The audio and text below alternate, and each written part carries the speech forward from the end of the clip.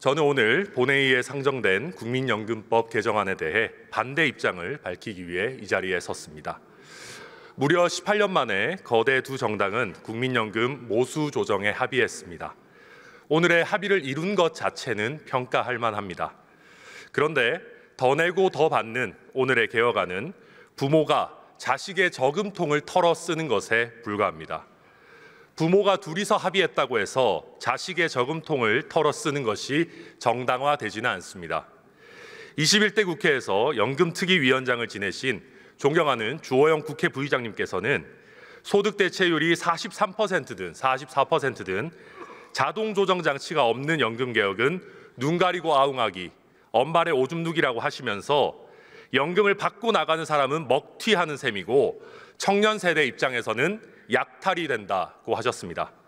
실제 2023년 5차 국민연금 재정 추계에 따르면 소득 대체율을 현행 수준으로 유지하고 보험료율을 17%로 인상하더라도 재정 안정 달성이 어렵습니다.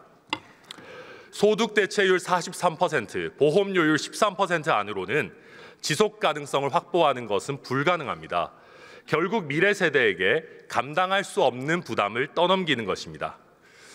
제 아들이 올해 우리 나이로 10살, 초등학교 3학년입니다. 제 아들 세대 입장은 누가 물어보기라도 했습니까? 미래 세대는 기성 세대를 부양할 능력이 없습니다. 1970년에 출생아는 100만 명인데 제가 태어난 1986년에 출생아는 63만 명입니다. 그런데 2024년에 출생아는 24만 명밖에 되지 않습니다. 기성세대가 만든 초저출산, 초고령화의 대한민국에서 미래 세대는 자기 한 몸 건사하기도 힘들 겁니다. 앞 세대에서 최소한의 폭탄 해체 작업을 해두지 않으면 뒷세대는 말 그대로 폭발하고 말 것입니다. 그런데 오늘의 합의안은 국민연금의 막대한 부채가 발생하는 것을 막기 위한 자동 조정 장치 논의조차 뒤로 미뤘습니다.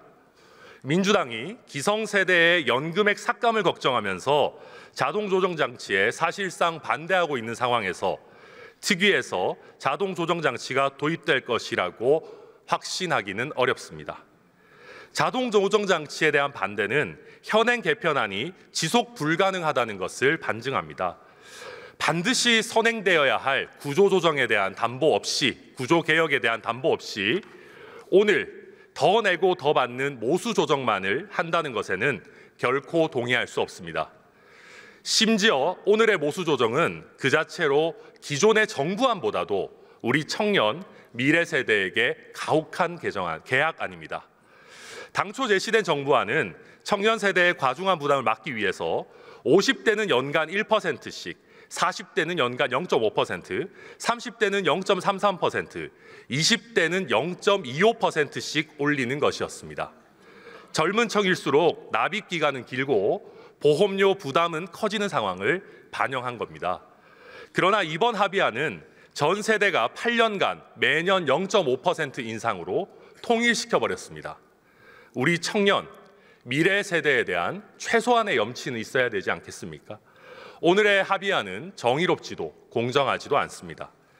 폰지 사기라고 해도 과언이 아닌 폭탄 넘기기는 이제 그만하고 근본적인 구조 개혁을 해야 합니다.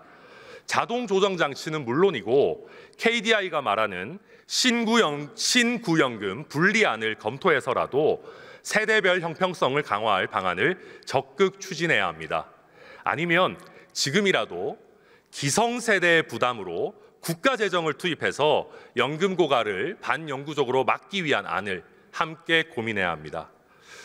존경하는 선배 동료 의원 여러분, 기성세대가 추가적으로 누리는 혜택은 곧 청년세대, 미래세대의 호주머니에서 나올 수밖에 없습니다.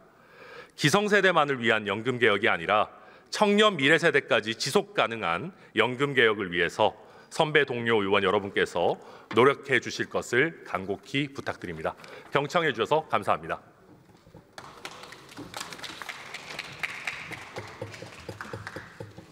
그러면 국민연금법 일부 개정 법률안 대안을 의결하도록 하겠습니다.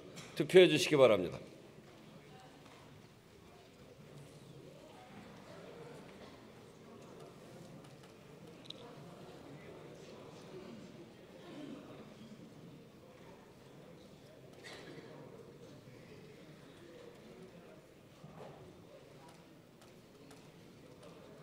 투표를 다 하셨습니까? 그러면 투표를 마치겠습니다.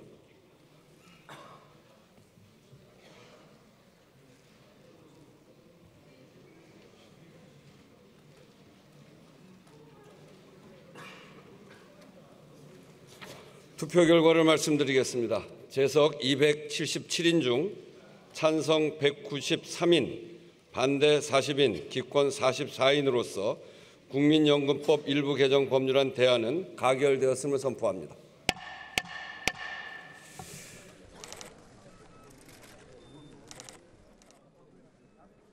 투표 결과를 말씀드리겠습니다. 재석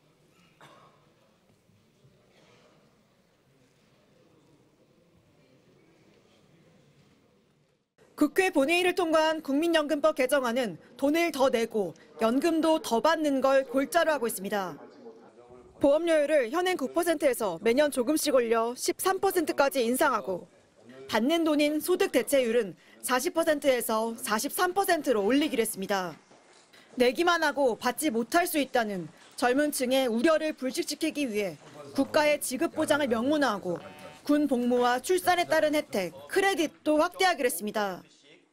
군 복무 기간 가운데 12개월을 국민연금 가입 기간으로 인정하고 출산에 따른 크레딧도 첫째와 둘째는 각각 12개월, 셋째는 18개월씩 인정합니다.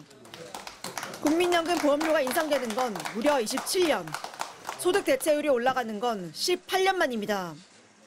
여야는 21대 국회에서 연금개혁 특위까지 구성했지만 합의에 이르지 못했습니다.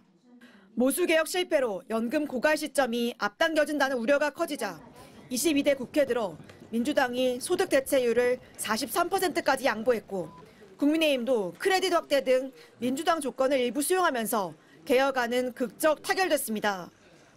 20일 다 3년 되지 않았나? 3년 걸렸네요. 22일 내 5월 말까지 이거 합의를 못했으니까. 이번 개혁안에 대해 정치권에서는 일부 우려도 나왔습니다. 개혁신당은 받는 사람이 논의하고 내는 사람은 배제했다며 청년과 미래 세대에 가혹한 개혁안이라고 비판했습니다. 폰지 사기라고 해도 과언이 아닌 폭탄 넘기기는 이제 그만하고 근본적인 구조 개혁을 해야 합니다.